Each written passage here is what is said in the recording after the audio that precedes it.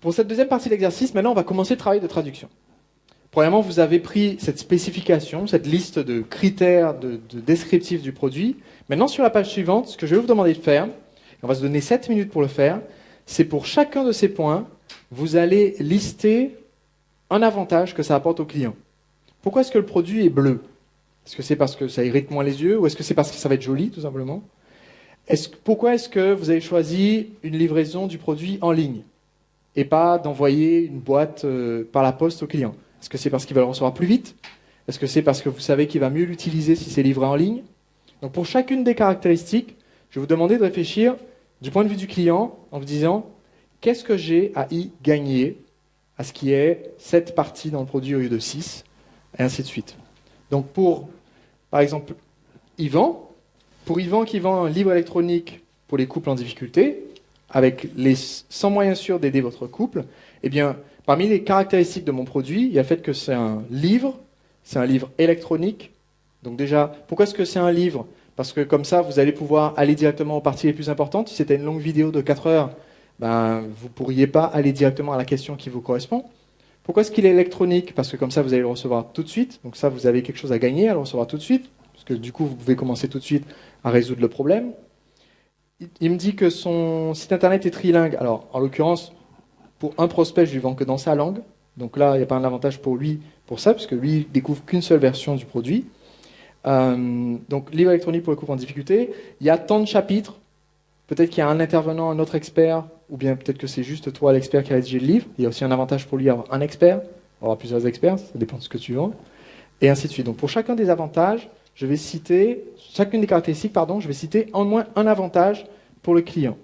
Vous avez 7 minutes, c'est parti.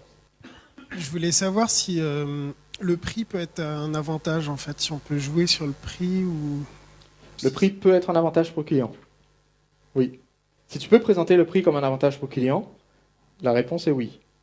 Si en l'occurrence le prix est plus cher que les concurrents, par exemple, ça saute. D'accord. C'est pas précisé. Merci. Maintenant, on est arrivé aux 2/3 de notre travail de traduction. Vous avez commencé à lister des avantages du point de vue du prospect.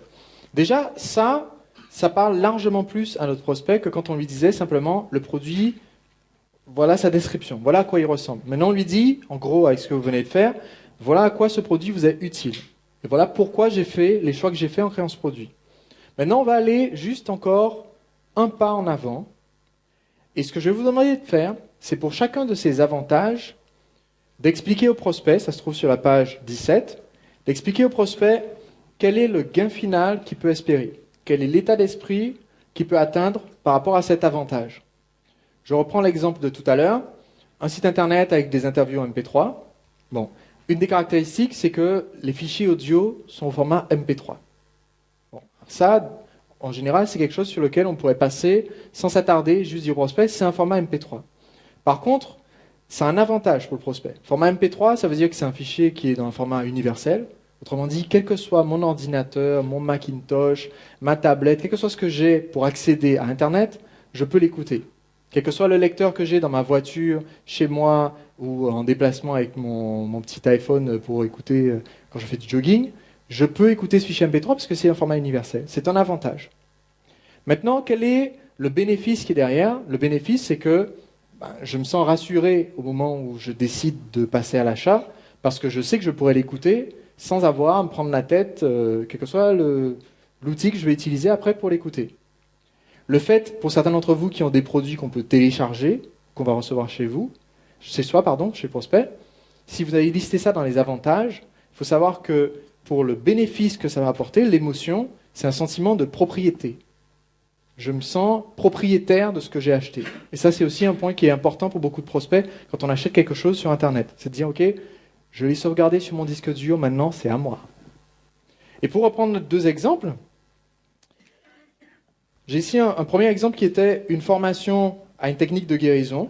D'accord ? Formation à une technique de guérison rapide, efficace, accessible à tous, utilisable pour soi ou pour les autres. La formation est vendue, c'est une formation en face à face. C'est un atelier, un peu comme ici aujourd'hui.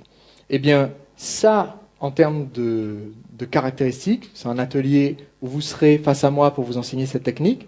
En termes d'avantages, il y a le fait que, comme vous êtes face à moi, vous apprenez directement de la personne qui sait, vous ne risquez pas de vous tromper. Et comme bénéfice, il y a deux bénéfices. Le premier, c'est que vous êtes rassuré parce que vous savez que vous n'allez pas vous planter. Et deuxièmement, comme vous êtes face à celui qui va vous enseigner et qu'à la fin de l'atelier, vous aurez appris la technique, vous repartez de l'atelier en étant guéri ou du moins soulagé en partie de votre douleur. Donc il y a un deuxième avantage. Donc ce que je vais vous demander de faire maintenant, c'est de piocher dans la liste qu'on a vue tout à l'heure et de reprendre dans cette liste par rapport à chacun de vos avantages le sentiment auquel peut accéder votre prospect grâce à cet avantage. Vous avez 4 minutes pour pouvoir faire cet exercice. C'est parti. Merci d'avoir suivi cet épisode jusqu'au bout. J'ai une petite demande pour vous. Aidez-moi à vous aider. En ce moment, je réponds à toutes les questions qui me sont posées. Du moins, je fais de mon mieux. Si vous allez sur entrepreneurlibre.com/questions au pluriel, eh bien, vous pouvez me poser votre question afin que je puisse vous répondre dans un prochain épisode en vidéo. Faites-le maintenant. Ça me permet de savoir quelles sont les thématiques sur lesquelles vous avez besoin de conseils pour devenir entrepreneur libre à votre tour.